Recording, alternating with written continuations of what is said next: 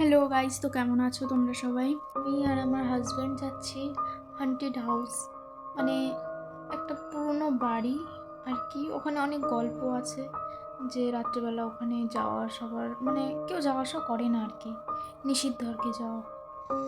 এ দেখো একটা ট্রেন যাচ্ছে, আর ট্রেন লাইনের ধারে না একটা শ্মশানও ছিল। শ্মশান ছিল বলতে আমি ওটা ভিডিও রেকর্ডও করলাম, কিন্তু পরে বাড়ি এসে দেখি কি ওটা উঠেইনি, রেকর্ড হয়নি। এই যে আরেকটা ট্রেন যাচ্ছে।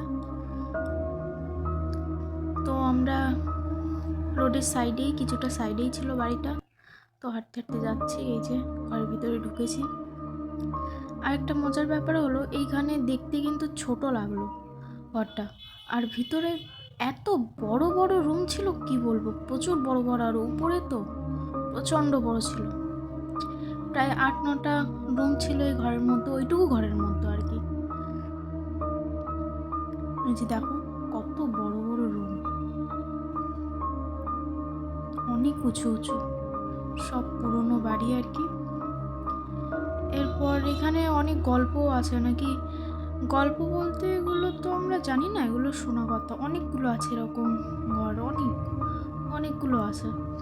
তো আমরা তো জানি না এখানে কি দিয়ে কী হয়, তো গল্পই শোনা আর কি। নাকি এখানে সন্ধ্যাবেলা কেউ আসে না, আর এই রাস্তা দিয়ে চলতেও পারে না, আর একদম মানুষজন তো নেই বলতে গেলে এখানে। আর এখানের গাছগুলো তো প্রচণ্ড বড় বড় গাছ, প্রচণ্ড বড় বড় গাছ মনে হয়।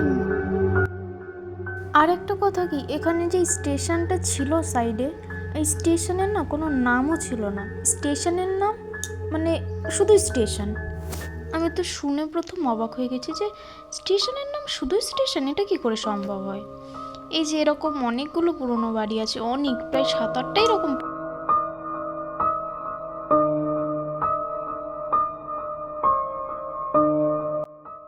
মানে যাওয়ারও পারমিশন ছিল না ভেতরে, তো আমরা যাইও নি। এবার যে দূর থেকেই দেখো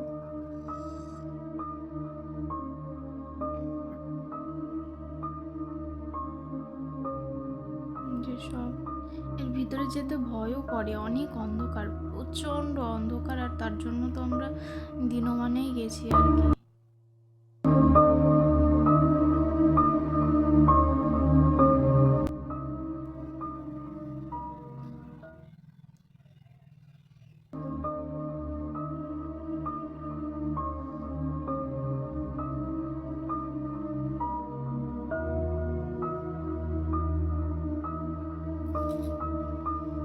এই সামনেই ছিল সেই শিবলিঙ্গ।